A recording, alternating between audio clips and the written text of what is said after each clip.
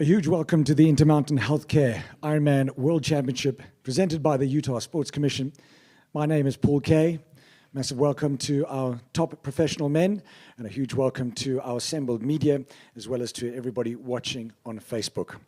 What a day it has been, and it's going to be great to be able to hear from our professional athletes about their days.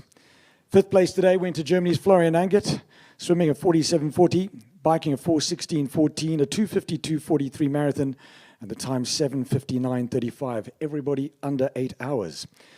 Chris Leiferman, a 52.02 in the swim, 4:18.34 bike, 2:44.25 marathon, 7:57.51 finishing time. Brendan Curry, New Zealand, 47.37 in the water, 4:16.31 on the bike, and a 2:47.11 marathon, giving a 7:54.19 finishing time for third.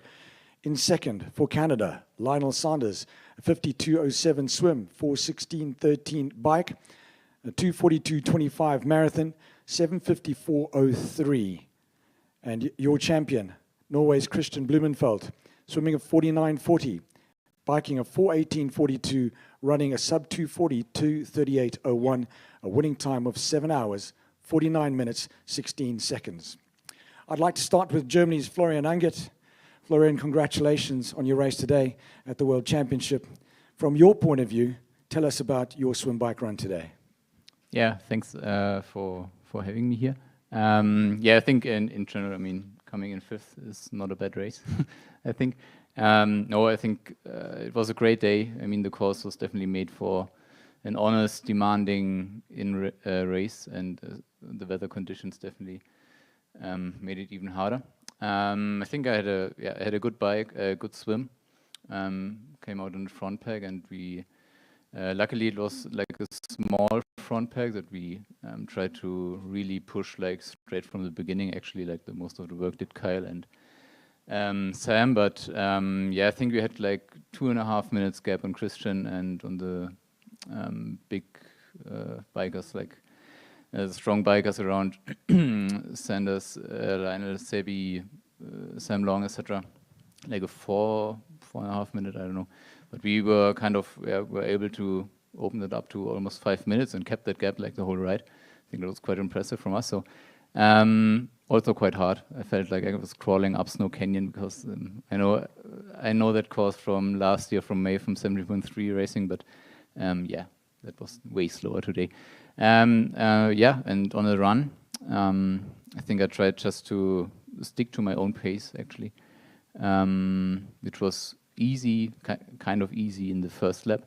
On the second lap, I struggled a little bit with nutrition, but yeah, I somehow could finish it. Like started cramping like everywhere on the legs, the last 5K. So yeah, but anyway, it's I'm just super happy to came in fifth. It's my first World Championship, Ironman World Championship. I'm waiting since Barcelona 2019 to finally race that race. Yeah, and I mean, I think yeah, it's not Hawaii, but it's St. George, and I think the race could kind of, yeah, is something special, I think, and especially coming in like fifth place.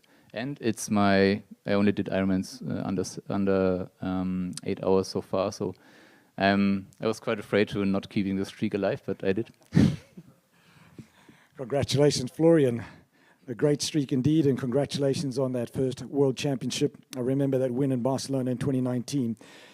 Chris Leiferman, talk us through your day. What did you think after the swim when you were out on the bike course there and it seemed like this pack of five were just disappearing into the distance? The bike was out of control, fast and hard, and you kept getting splits, and you're looking at the numbers on the computer, and you're thinking you're way out of your limit, and then you hear a split, you're like 4:30 back, and then you're still on the limit, and then you hear you're 5 minutes back, and then you're 5:30 back, and you're like, what the heck? Like, we're losing time, and I am way out of my limit. And with Lionel and Sebi and Hoffman, and we were just racing. It was race, and it was just really cool, and it felt, I felt honored to be riding with those guys, and at the same time, it's kind of that stepping stone.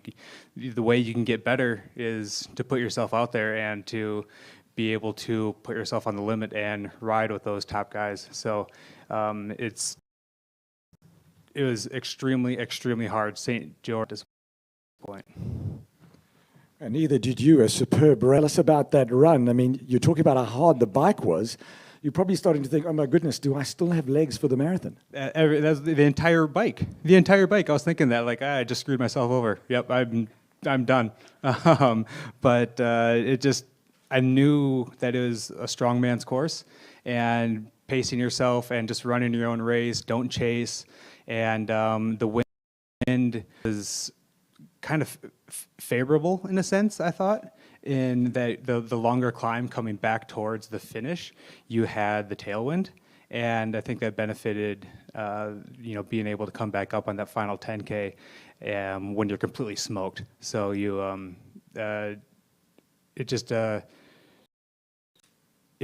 was just a really tough course. I don't know. It just glad to have ticked it and didn't fade as much as other people had.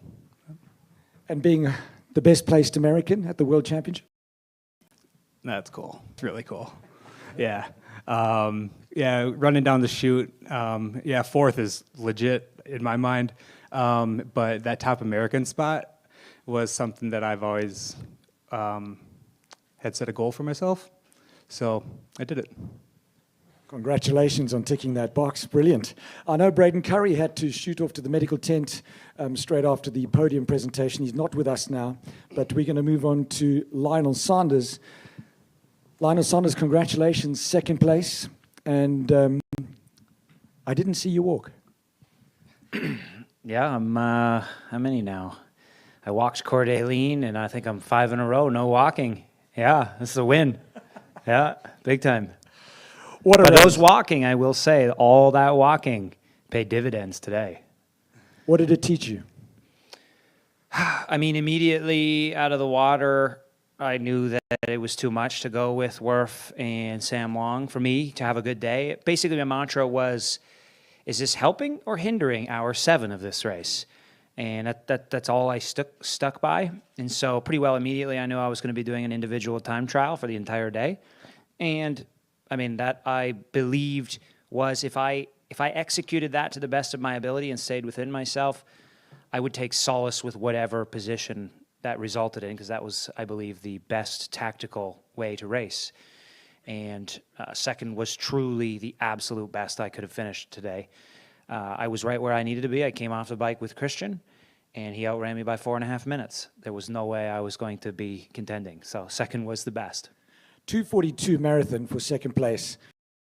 When you came out of transition, I'm sure you were given splits. You had a sense of how many guys were still in front of you.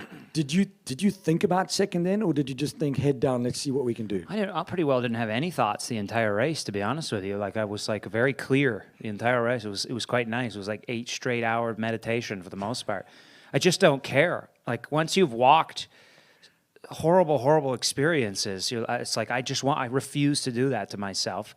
And I'm confident that tactically in this particular course, it might have been a bit different if it was dead flat and fast and that sort of thing, but tactically on this course, for me, the right decision was an individual time trial. And so I just didn't care where I finished. I just wanted to execute.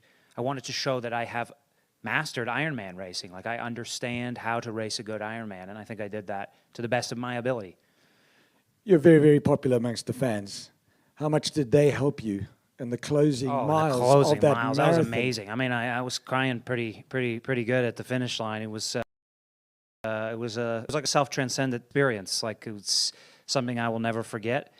And I'm just glad Braden didn't have a sprint in him, because I was not looking forward to that. I just did that in Oceanside, and it was horrible having to sprint finish. So I went by him, and he fortunately didn't have too much of a response, but I'm sure he's going to be very angry about that, and is going to come back stronger next time. Lionel Sanders, Canada, thank you very much, and congratulations on your second. Christian Blumenfeld, Norway, Olympic gold, an Ironman world champion in less than a year. You said you wanted to do that. You've done that despite sounding like you're auditioning for some kind of radio show or voiceover or something. You're sounding like you're not feeling amazing. It's been impressed being able to have the season I had last year, and also up this time around with an Ironman World Championship title, which is, yeah, epic. And I've been quite nervous like the last 3 weeks. We came here 3 weeks early to practice the course and trying to kind of get used to kind of the rolling terrain, because especially the bike course is really challenging. But then I got like a little bit sick like the first week there. So I wasn't really sure how the body would respond, but to be able to put it together today, especially I think the run and kind of being able to come off the bike with the run legs that I had is something I'm very happy with. Obviously not happy with coming off like 2 minutes out of the lead pack on the swim, but I tried to catch them on the bike, and after maybe 60k, I was just kind of losing, and I was like quite happy with my power, but I was like 3:30 down, and I had Cam maybe 40 seconds behind. So that was like my last shot. I could just soft pedal a little bit now and jump on that train and see if he can pull us back into the closer to the front pack. But we were still losing time. and I was kind of smoked. And I was the hills he was riding so hard, so I was just kind of taking one hill at a time and kind of just preparing for the final big climb up Snow Canyon. And there Lionel came past me like, "Hey buddy." And okay, now it's game on, and tricky in the first 10k, I would say, on the run. I was running quite happy with my pace, but I was still not catching Curry up front. It was like 440. I think the gap was still there. He was maybe even increasing the gap. So I was kind of hoping that he would hit the wall. And on the way back after like 21k, when I started kind of catching time, that's when I maybe first believed I could run for the win. And yeah, epic to pass him with maybe 20 after 28k. Looking down at my watch, I was thinking, okay, it's still 14k to go. And it's like a big uphill. But I managed to, since I got kind of the gap kind of quite early on him, I was trying to slow down a little bit to make sure that I at least made it on top of the hill. And yeah, it's a great day. Yeah, becoming world champion doesn't get better than that. You know, in the talk before the race, on all the social media and all the videos everybody put out on Fighting Chance and at the press conference as well, you were reasonably clear about your strategy, and it sounded like you wanted to be way out further up front on the bike. I don't think you wanted to do as much work as you did on the run, but then you go and run a 2:38, which most people, when they looked at the course, said, it's a hard course, it's not going to be fast, but it was fast. Yeah, like when I went through cramping, when I went through the run He course, said cramping. I was thinking maybe just like sub 4 minute pace, like 15-20 seconds slower than in a flat course, but yeah, surprised after 21k, like the pace I was going through, and also surprised that I wasn't catching more on the front guys. But then that's when the damage was made. With about to the finish line, because we were watching you on the big screen, the world was watching you. I know all of Norway and Bergen were watching you. Not much sleep happening in Norway at the moment, but you finally started to celebrate with like about half a mile to go. Tell us about St. George, tell us about Utah, tell us about the crowds. Well, yeah, like the final 5K is like downhill. So I was thinking, like leading up, imagine if you're leading there and you have like a comfortable gap and you can kind of just enjoy the last part. But so I tried to do that, but then, no, it's still 5K to go. Just run your pace, don't do any mistakes. And then like a lot of people out there in the course, even on the bike course, there was a lot of good atmosphere and kind of people cheering on basically all around the run course. And coming in to the finish chute, I think I've never seen so many people at the finish chute before. So that was, yeah, definitely a highlight. Can you even remember what sounded like and how it made you feel? It's so much sound that you kind of getting a little bit like nervous about your hearing, you know, like but again, like you hear nothing, but you hear so much in the same time, and you just try to kind of suck the energy from the crowds, and they're kind of lifting you throughout the course, and getting so many feedback around the course, like giving you cheering on and giving splits and helping around, and yeah, it's definitely a great place to have a world championship. And we were here last year, and it was kind of the whole city is coming behind you. You even see it down in the roundabout, like how much it means for the city. Christian Blumenfeld, Norway, our Intermountain Healthcare Ironman World Champion 2021, presented by the Utah Sports Council. Congratulations. At this time, I'll open the floor to our assembled media. Please state your outlet and a microphone for you, for if you have any questions for these superheroes sitting alongside me here.